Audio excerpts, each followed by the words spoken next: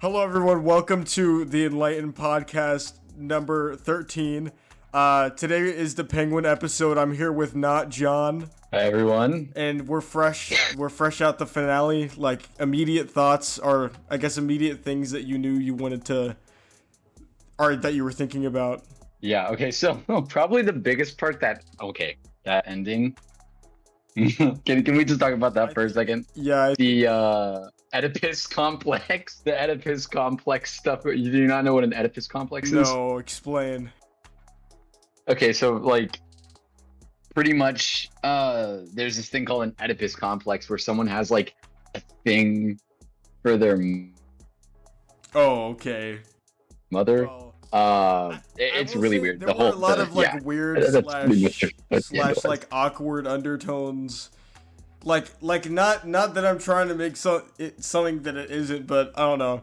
That's just something that came to mind. Like, not even anything like that I had an opinion on. It was just like something that came to my brain. I'm like, okay, this maybe isn't the most normal, I guess, relationship, which I guess was obvious from the beginning, but you know. Yeah. And I thought what you had thought was funny was the fact that like kind of like the, what do you call it?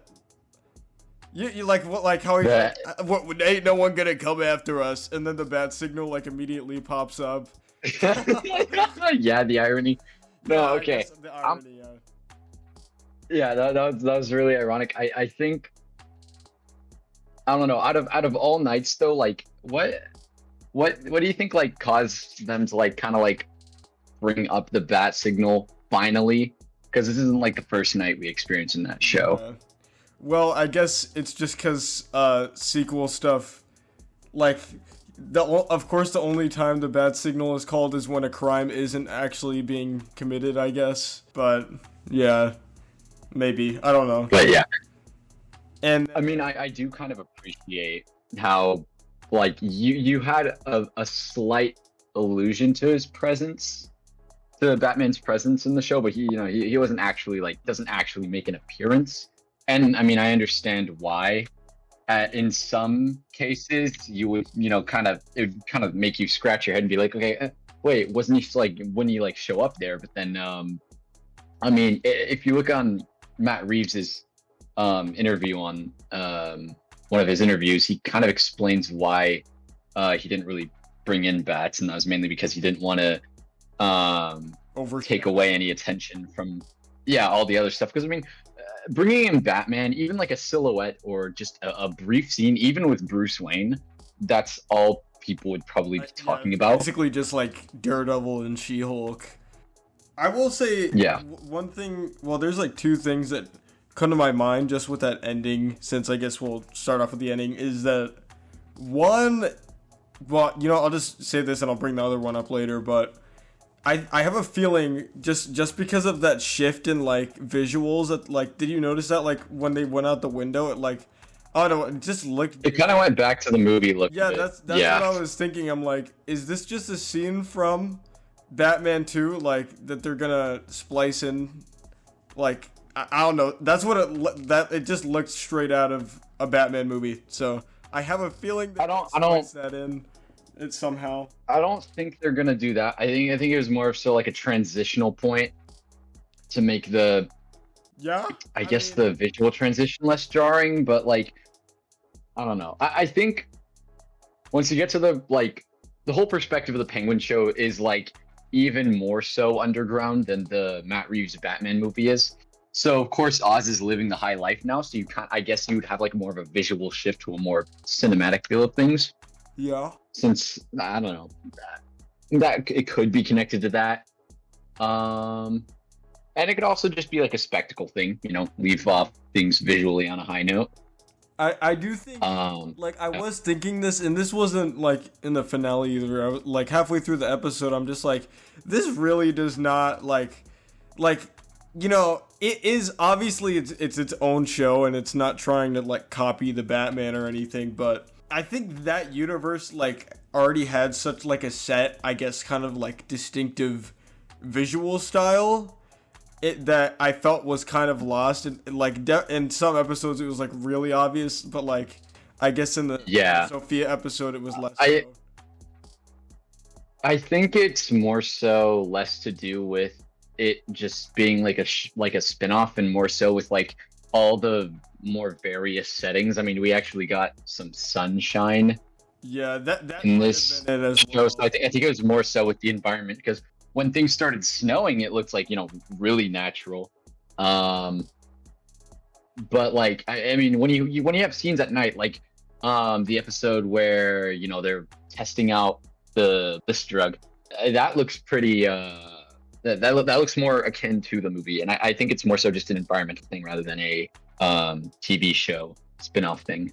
I think that because I mean, even that opening scene too, that fits really well with the movie.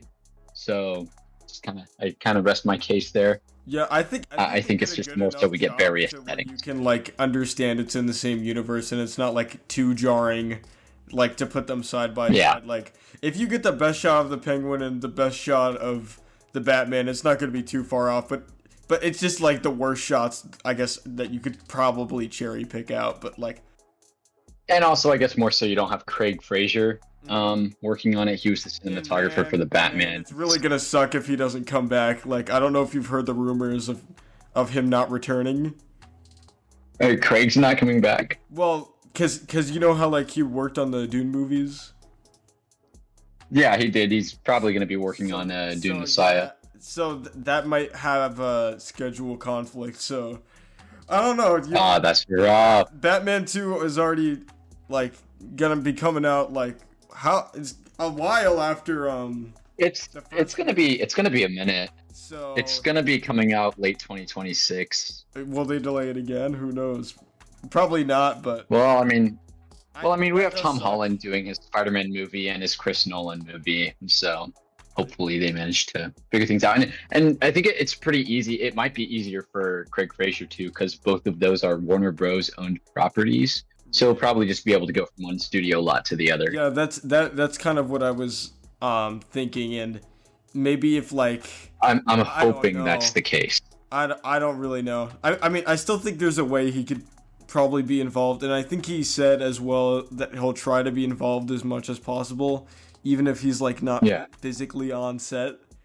And I'm like, that would have been great to have in the Penguin. No gripes here, but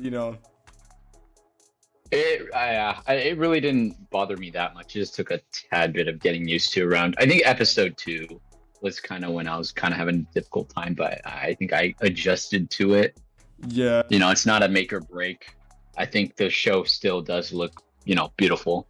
Yeah, I guess like speaking of those earlier episodes, like obviously we know what happened to Victor now, which I guess we'll get to in a second, but like Justice for Victor, bro. Did you have any predictions? Any predictions? What was gonna happen with him before?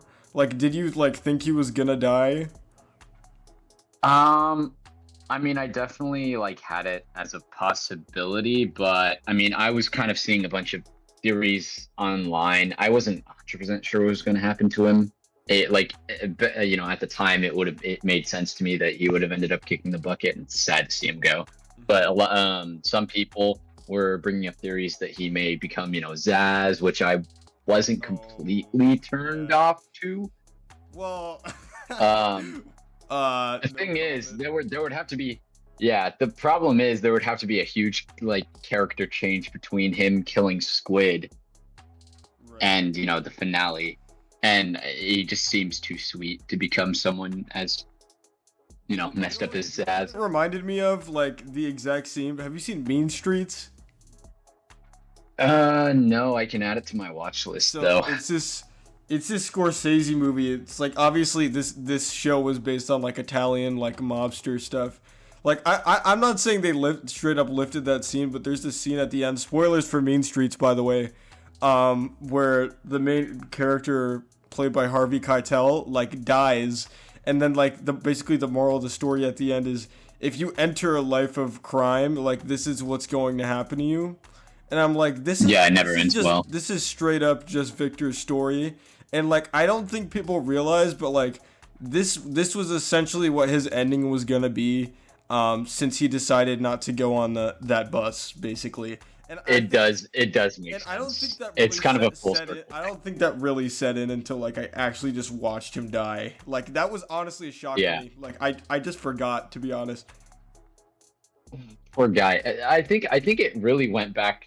I think it was even further back than him not leaving with that bus. I think it was further back to, I mean, Oz, nearly killing him for the first time.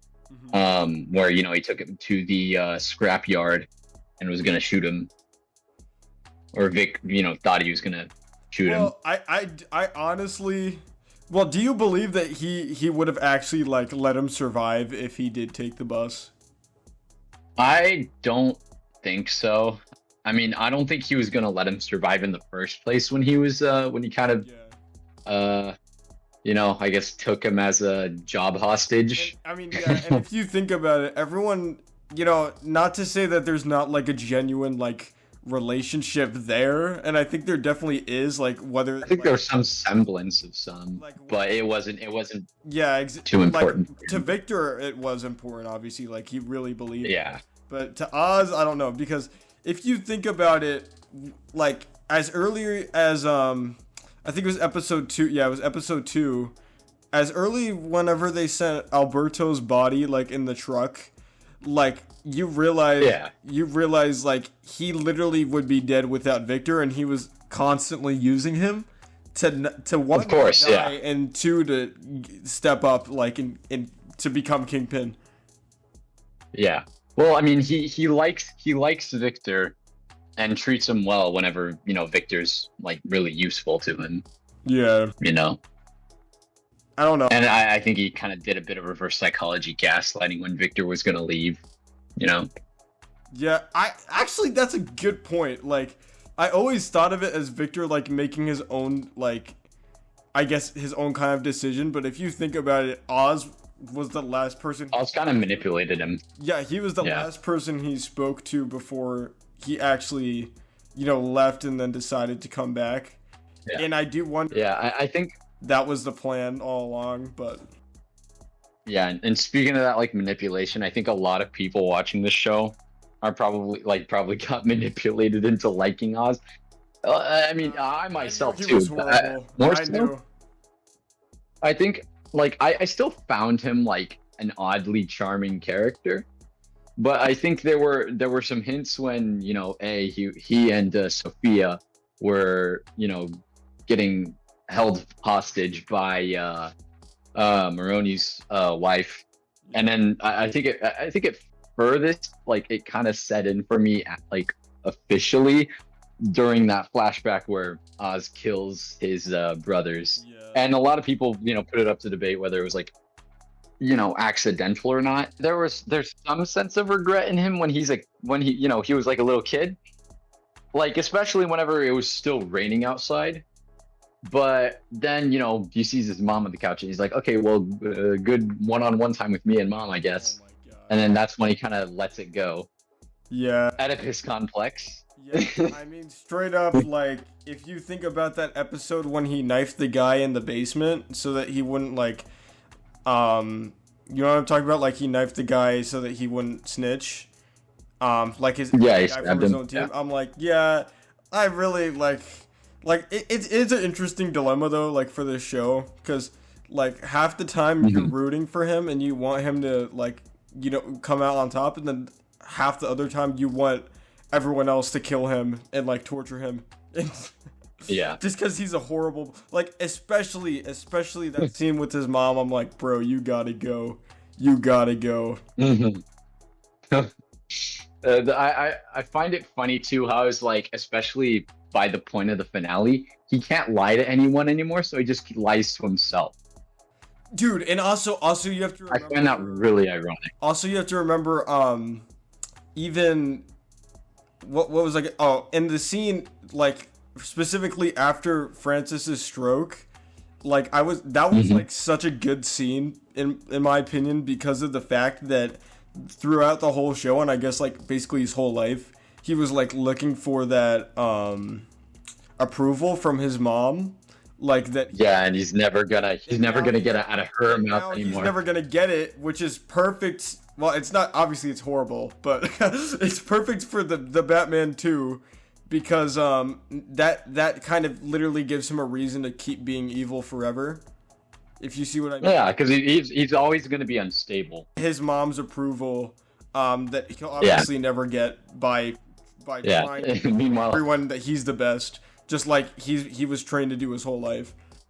Meanwhile, he'll have his prostitute dressed up as his mom, telling him. Yeah, like consensual or, because remember. Well, I mean, she's obviously getting paid for it. I mean, her whole character is like pretty much just surviving, and I mean, if she's getting paid by Oz to do that, she's gonna do it. Like, but also like my question is, obviously she snitched on Oz to Sofia, right? So does he know that? And then like my theory was like he knew that, and then he like kidnapped her or something because he was so pissed, and now he's like forcing her to do this because she betrayed him or something. That's kind of like. I think he would have killed her. I think he would have killed her though. Nah, I feel like. Well, actually, no, because he didn't kill Sofia. He brought her right back to hell, Arkham. And that's another thing is, like, this thing that makes no sense to me is, how is he gonna kill Victor but not Sofia? Like, I mean, there's some fates worse than death when it comes to people like Sofia. I mean, bringing her back into the nut house that she came out of, especially like after she's only had her freedom for really like a week or two, it just really rubs salt in the wound. I think it's worse for Sofia to go back to Arkham than it is for her to die, because I mean she was like at least willing to somewhat accept the fact that she was gonna die, but the moment the police pull up and she's like submitted back into Arkham, she just has that look of just absolute horror on her face. Yeah. And Oz is going to torment someone in whichever way he can, especially if they pissed him off or become such an inconvenience for him. Like, I mean, with the Maronis, he, of course, he kidnapped Maroni's son, held him ransom, made the exchange where he was gonna, give back Maroni's son as a trap, to where he literally burnt Maroni's wife and son. Then, you're cooked. How about you call your wife Sal? That was insane work. Like, I could not believe it when I was watching that. Like, I was laughing, I won't lie. Yeah. Speaking of Sal, what do you think? What did you think of like his anticlimactic death? I mean, I don't know. I feel like obviously they talked about it in the Batman, and like they kind of had like that kind of blurry faced, like you could see his face on the newspaper. I'm like, okay, there's like some interesting lore here, but sometimes like lore is mysterious on purpose. You know what I mean? Yeah. It's meant to be ambiguous. It kind of gives off some term of aesthetic, and I do think some of that was taken away in the show. Like, I won't. Yeah. Obviously, I don't think this is a perfect show. I love it. Really do love it, but it's not perfect, and I think that this is a good. I definitely think it's a solid addition, though. I mean, it is. If you think about it, not that screen time's everything, but the screen time they did give him, where he's talking about like yogurt, I'm like, this is Sal Maroni. Yeah. This is Sal Maroni. I'm like, okay. It's a little mundane. He is definitely a bit of a brutish idiot. I could not help but laugh during the golf club scene where Sophia's just like, practice your swing. You just hear him like grunting in the background, like the buffoon. Like, he's kind of a buffoon, but I think it kind of makes sense though in that case why Gotham would choose him as a scapegoat for the drops operation, because he's such an idiot. Right. Well, also, I think at that point, yes, he was acting stupid, but like also he was like emotionally out of control. Of course, yeah. But also not exactly connected, but I just thought it was stupid how easily he broke out of prison. I'm like, this is just straight out the comics. It was a bit cartoonish. And then also really quickly, like going back to just fresh on my mind is, I think what I'm realizing now is the reason that he killed Victor but let Sofia live is because he doesn't want the loved ones in his life to experience, like, I guess, pain, if that makes sense. Yeah, because he does want his enemies to, I guess. So, like, live a life. I think and then have there's a lot of layers to it. There's a lot of layers to it. Oz is on top, and I think that conversation he has with what's his face, the dude who brought back the power, Link, and then he had a conversation. Yeah, I think. Wait, say his name again. Link. Yeah, I think so. I think his conversation he had with him, where he said, like, you gotta look clean, kind of was also a reason why he killed Victor. I'm forgetting his name, but that was a cool scene. Yeah, I think that was kind of a wake-up call for Oz, to where it's like, if he gets on top, and especially if he keeps climbing positions to where he has a foothold in Gotham's authority system, he can't really have Victor around. Victor doesn't really fit or have a place in that scheme. Yeah. So yeah, I think there's a lot of layers to it, which is really what I appreciate about the show, is there's a lot of layers to why characters do certain things. It's not just one thing specifically. There's several reasons. There's of course there are some reasons stronger than others, but it's a lot of different things. Another thing is, I guess during that scene, obviously he goes and the car's empty, and then Link like pops up behind him. I'm like, for a second, I honestly wanted to believe Victor actually did sell him out, and like and that Link was still working with that gang, because like I wanted to believe there was still some good in Victor, but like I feel like it just sucks because I think both of them really just were so brainwashed at that point that I don't know, it was just too far. Yeah, I mean it's kind of Oz, always is kind of trying to compare himself to Rex Calabrese, and in a sense he kind of got that, where he had almost a super devoted following eventually.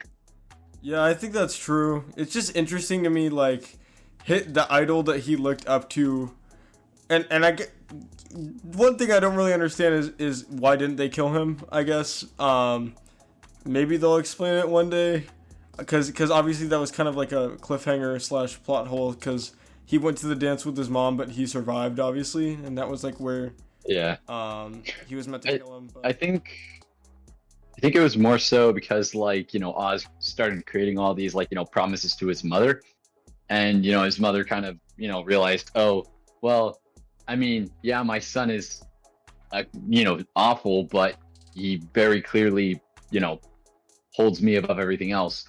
And on top of that, I think part of her motivation may have been like, if I have the high life, I can forget, or I can cope with losing everything. Because, like, I think another part of it too is, like, she already lost both of her sons, and if she loses one more of her son, let alone in the low situation that she's in, she'll have pretty much nothing.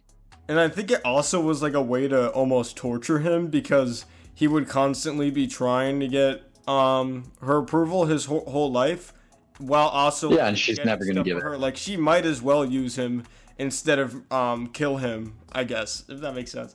Yeah. I don't know. I guess we should talk about Sofia, like probably one of the most important characters in the show. Obviously, the letter that was mailed to her. I'm really interested in what the letter says. And also, I'm interested, why would Julian believe that? Isn't she like a huge celebrity? Like, are they just gonna believe one letter that says, "I'm your sister"?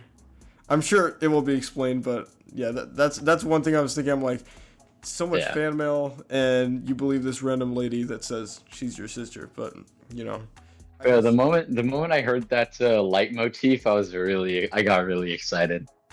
Yeah. Catwoman. I will say, I'm like, I don't know. Maybe Selena could have shown up in that moment. Maybe not, but I still think they did it. They did it pretty well. And yeah. Yeah, I had a weird feeling there would be like more cameos than we got. Obviously, there was Bella Real, which was interesting because like, that was a quick glance though. Outside in or inside out, whatever. Yeah, but I mean, I think everything was necessary.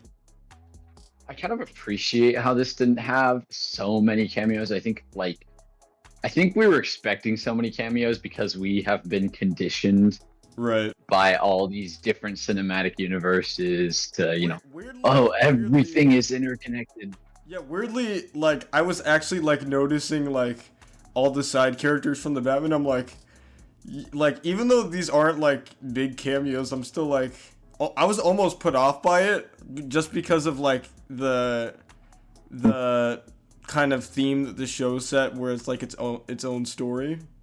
Again, not that they weren't necessary or that they were bad. I mean, just like having the chief of police be in there kind of makes some sense, you know. And again, it's not that they were bad. It's just like let's see how they use it. I mean, I do think they used it good though. I think they used it really well. I mean, those are characters that would make sense to make some sort of appearance. I mean, you could also argue the same for Batman, but yeah, I think I have some like theories or explanations to why Bruce Wayne would not be present. Yeah, of course he is working on his Bruce Wayne personality. That's part of it, but I think, this is more of like not too important of a detail, but it's more of like just kind of like a logical common sense type explanation, which is part of it, but we'll get onto that whenever that topic is ready to be talked about. I will say, during that scene, again, randomly just going back again, but during that scene where Oz like points the gun to Sophia's head, like that was so cool with that close up, but also I'm just like trying to imagine Oz running away into a bush and like Sophia yeah, just like he just runs him hobbling away. He's like, you're going to hell. Not even running, just hobbling away. Yeah, he's like, you're going to hell. He points the gun, and then he like slowly waddles away, and then Sophia's like, I'm gonna die, aren't I? And then she hears like clanking sounds. She's like, and she's like, no, I'm gonna die. I'm like, come on, that's like kind of stupid, but it was still a good scene. It'd be funny if we just got to reality. We hear Oz's footsteps and his shoes squeaking, and he's just kind of like GCPD. And she's like, wow, that's anticlimactic. You got Chief of Police. Oz, why are you hiding in that bush? Hands up, Sophia. Hands up, Sophia. And she's like, where's Oz? Okay, well, put the bliss down. This is for Gotham. Put the bliss down. This is for my Gotham. Canon meme. Another thing is at the ending, like, I thought this was kind of stupid, but he was obviously wearing like the comics outfit, and I knew that they were probably gonna do that. I'm like, yeah. The bare I'm not complaining. A show, personally, like a realistic show about the Penguin is like have him kind of resemble the Penguin in some way. So I think they did that good. What? This random thing that annoyed me. He was holding the hat in his hand, the Penguin hat in his hand, and then he put it on the thing and didn't wear it. Yeah, I mean, I think 8 episodes for him to put the hat on the whatever. If you noticed, he has the cigarette holder that he has in the comics. He uses in the comics. Oh, nice. I mean, so we might be just gonna have him like show up full Tommy gun, henchman, everything in the Batman 2. Like, I think because if you remember, Matt Reeves said that the Joker and Riddler meeting in Arkham was like the birth of like the comic booky villains in the Batman universe, are like kind of the introduction to the villains. So I think like yes, these people come from a place of realism, but it's going to be like obviously very. It's going to escalate. It's gonna escalate. Yeah, and I'm pretty excited to see that. Oh yeah, I have some stuff to say about villains in upcoming movies. I don't agree with the Giancarlo fan casting. I think there are much better fan casts. But I can talk about that Victor to later. Mr. Freeze. It didn't. I wouldn't have seen it. No, but like he comes back. No, you're not seeing the vision. Like he comes back to life and he's like, "I'm gonna freeze you, Oz, cause you." Do you know what it's like to feel cold? I was cold when I died, and then a random That water was cold. a random medic came and electrocuted me, and I came back to life. They call me Mr. Shock. Higher fans, higher fans. He kills people with defibrillators. Perfect. I guess go ahead.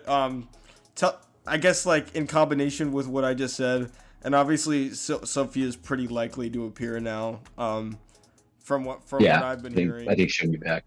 But yeah. I heard Sophia will actually also probably be appearing in part 2, which is fun. And then, well, obviously everyone wants Mr. Freeze to be the villain, but the other thing I was thinking about when I was watching the show is, what if there's just like not new villains? Like there's already like hear me out. We already have Penguin, we already have Penguin and Sophia, and we have Riddler and Joker. That's 4 villains that they could already use. Now, do I think there will be a new villain? Yes, but I also think like it's not exactly necessary. I do think it would put people in seats, but honestly, if those people were the villains, I would not complain at all. I wouldn't complain either of the continuation of it. I mean, in Matt Reeves's other movies, like, this Planet of the Apes trilogies, it was mainly just those, specific characters, you could use Koba for an example. He had a, brief appearance in the first one, became more major in the second one, was, still around in the third one despite being dead, spoilers, but he still had a presence. Like all the characters for the most part stayed around and had their own presence. Now, of course, you do have some cases with the human side, but they kind of just came and went with each movie. But I'm talking about like the main core cast of I think that's like a budgetary thing. Or like somewhat. Had to have more humans. I don't know, that's just a guess, but I do think that was an interesting way like to develop a trilogy, just like Russian though, with what he had available to him. I think it is inevitable for them to add some sort of new character, whether he's more of a background character, somewhat how Penguin acted in the first Batman movie. Yeah. But I think if they do bring in a new character, they will either, be a big character in the second movie or a big character in the third movie. I mean, but I kind of disagree in the sense where it'll be inevitable. Yeah, I think that's true. I think I will say, obviously Matt Reeves has publicly discussed Hush being a villain that he's interested in, and obviously that was set up. That was kind of set up. I've heard it was more of a Hush Clayface combination. Really? Personally, where it's like Golden Age Clayface with a bit of Hush mixed into that, and I think those two could merge really well into a character, because if you think about it, he did kind of merge Hush and Riddler together. I always do kind of like the idea at some point that there is some sort of Batman villain in whatever adaptation. Even if it's my own head continuity, I do have some ideas for a Batman series where like there has eventually, it would be fun to see a villain who has been watching Batman from the very start. You know that one guy in the Spider-Verse movies where it's like that nerd with who's always smiling. Yeah. That one guy who keeps showing up. I'm telling you, he's gonna be a villain in a future Spider-Verse movie. I'm telling you. I'm hearing you out. He's evil. He is pure evil. I'm not crazy. You are. There's always seeds planted everywhere. I mean, obviously this isn't Spider-Verse, but it's similar in a way where it's adapting a comic book and trying to adapt new things onto the mythology, stuff like that. Random little thing I would like, I would like an adaptation of Joker that's kind of just, always been watching Batman from the start and is not necessarily very like human. I kind of miss Joker being more of an inexplainable, more force of nature. Right. Because lately I feel like he's been given more of a sympathetic approach, and I kind of agree with a lot of people. Opinions on him being in this universe in the first place? I think it's kind of interesting that they're taking a sort of Telltale-esque route about things, to where he and Batman have known each other, at least, from what we can tell, for a little bit, and Batman is kind of using Joker as his own personal Hannibal Lecter. I find that really interesting. Do you think like he's been overused? I think this sympathetic side to him has been a bit more oversaturated, has been like more overused. I have ideas for a version of Joker where he kind of like teases or messes with Batman, making Batman think that he can get a real identity out of him, or a real origin. But I do really think we do need to go back to that, sort of, if I had an origin story, I'd rather it be multiple choice type of character. I think going back to the Penguin, what's like your opinion on just the episodes in general? Because obviously there's 8 total. I think I will say I could kind of tell that there was a few different creatives working on this. Like I do think there was a little bit of inconsistency in turn. Not again. I like the show. Let me just put this out there. I like the show, but I don't know if you noticed this, but I don't know if I'm wrong in saying this, but after the Sofia episode, I'm just like, there's just not gonna be an episode better than this one, because it was just so good that the episodes after, I'm like, you know what I mean? I think there's definitely some like quality inconsistencies. I wouldn't say overall brought into overall episodes. I'd say more so to scenes or interactions. Yeah. I think the inconsistencies are a lot smaller. I believe they're a lot smaller than you're describing. I do agree though that it isn't the perfect show, but I definitely do not agree with how some people have reviewed the show, like IGN giving it a 5. If you outrageous, they give high scores to it's not really a fair comparison. Well, yeah, I mean, yeah, it's pretty clear they're probably getting bought out by stuff. Yeah, I mean, we live in a day and age where there isn't a large company that isn't going to get bought out. Right. Yeah, I think so.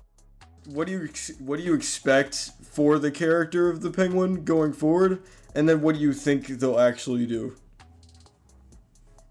I mean, I would expect him to, judging from all the foreshadowing we got in the finale, I think he's going to try and needle his way into Gotham's system when it comes to taking care of the city, actually running the city. I mean, there's been a lot of comic interpretations of the Penguin where he has been the mayor of Gotham City, and I think it would be fun if we eventually escalate to a point, and maybe that might even justify a season 2 later, but I think that would only happen after we get Batman Part 2. Right.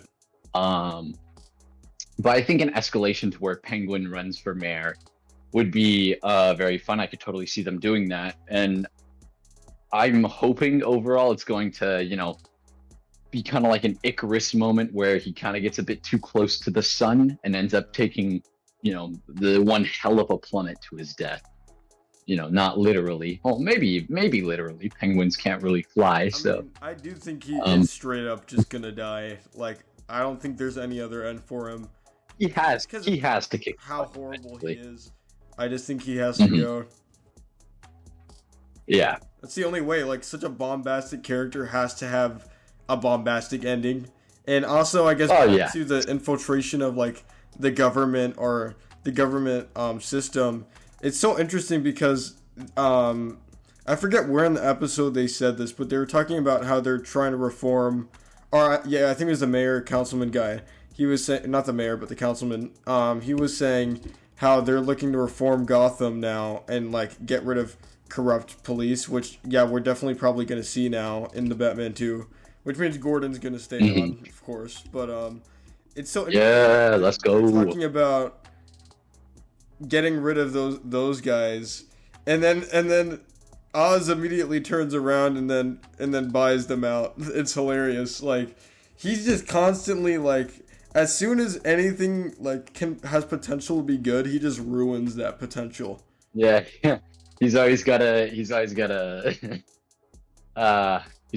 piss on the pretty looking lawn. What would you rank it? I mean, out of 10, I think I would give it a solid between an 8.5 or a 9. Yes, I agree. So yeah, honestly, it's really refreshing to see a comic book adaptation that has a sauce to it, I guess you could say. Like, I think we're reaching the time where I think people are starting to realize that we need to start merging genre types with comic book adaptations. Yeah. I think that's the next logical evolution to keep things fresh if you want to keep the superhero genre alive, right, and not have it sort of, flicker out like the Westerns did in the 50s or 60s. And even they tried to spice it up with the spaghetti Westerns. Exactly. I mean, yeah. So I think that has been because otherwise it's gonna. I think even Feige's starting to realize this, is that if they keep commercializing, these movies, then they're gonna dwindle out. And that almost happened, I'd say. Or we were getting really close at one point. At this point, I mean, things are kind of looking up in terms of, there's a comedy movie and there's. Some of these movies have different vibes in a way. Yeah, you've got espionage movies again. I'm excited for Thunderbolts. Yeah, if you see like Gunn's plan for DCU, there's gonna be a horror movie. There's going to be young Teen Titans movie, or that's a rumor, but there's gonna be Booster Gold, and different types of genres is what he said. Yeah. So yeah, I like that. And you need to have new stuff, because otherwise it'll dwindle out. So speaking of James Gunn, I do hope that he doesn't interfere a lot. There has been some close calls though, and I love James Gunn. I trust him with Superman. I think Superman is going to be fantastic, but it would really, really sour my thoughts on him if he, I guess, neuters this Elseworlds universe, because I love what Matt Reeves is doing with this. I mean, this sounds really amateur cinephile of me, but the Batman is, my favorite. I know it's not the best film, but it is my favorite film to watch. I do have more varied film taste, I promise. I am still trying to expand it. I will say, I wouldn't be too worried about, like, in terms of like what you were saying, studio interference, because I think it was either earlier today or just someday this week, someone had asked him to pressure Matt Reeves into finishing the script for the Batman, and then obviously you have to think about, he's a writer and director himself. He knows what that's like. And I think because he knows what that's like, he's not going to do that. I mean, obviously, I'm taking his word for it anyways, because that's what he said. But I just think coming from that place of, he's been a writer, he's been a director, he's been in those shoes, why would he pressure someone into writing a script when that's just going to sour? He's worked in a huge cinematic universe. I mean, he's had situations where he has had to, kind of nerf some elements of some of his movies because something happened in another movie, like for example, Gamora in Guardians 3. I don't think that was James Gunn had much of a say when it came to sparing her or killing her, and I think it worked well in Infinity War. But I will say, just quick little side note, I think Guardians 3 is a very good movie, but it is probably the weaker out of the three. In my personal opinion, I think 2 is my favorite. It's my favorite MCU film, but I do think it suffered from that. So long. Thank you for backing my support for that movie. Guardians 2 has always been in my great minds think alike. I do kind of like how your understanding or perspective of characters kind of shifts throughout the show. Like it goes through its seesaws. Like there are some characters you were like, rooting for at first, then other times where you're kind of like, maybe not, and then you're, kind of back to like, yeah, okay, we're vibing with them, and then yeah, I like how there's a lot of, I guess, nuance and uncertainty when it comes to how you're gonna react to the characters. I think that's true. I definitely think that's true. Especially for Sofia, like at first I couldn't tell. Obviously, the Hangman situation, I couldn't tell. But yeah, that is good writing. I think overall the show has just been pretty. Do you think that Sofia's brother was actually like rooting for her when she was in Arkham, or he was just kind of getting sent there by Carmine to keep her? If you remember, he said that he knew stuff about Carmine that was never revealed, so I think that's kind of meant to be a mystery. He cares more for probably his dad, so yeah, that's where I stand on it. I think there was definitely like he never was intending to get her out of there, but he of course did feel bad, and he was probably either visiting himself or Carmine was sending him to keep her hopeful and complacent in Arkham Asylum. Right. Exactly. There's a lot of interesting judgments you can make about this show. And I like shows that make you think like that. I miss seeing stuff like that, and I would highly recommend watching this show. Yes, please watch it. Don't listen to me. My opinion's garbage. Your opinion's good, okay? You can form your own. Don't listen to me. Don't let this inform your opinion. Also, if you watched this far, why did you spoil yourself? It's such a good show. If you did watch it, send your thoughts in the comments. Yes, if you did watch it, send your thoughts in the comments. I think that caps it off for today. Look soon, later this month, we're going to have more videos. Yeah, that's it. See ya.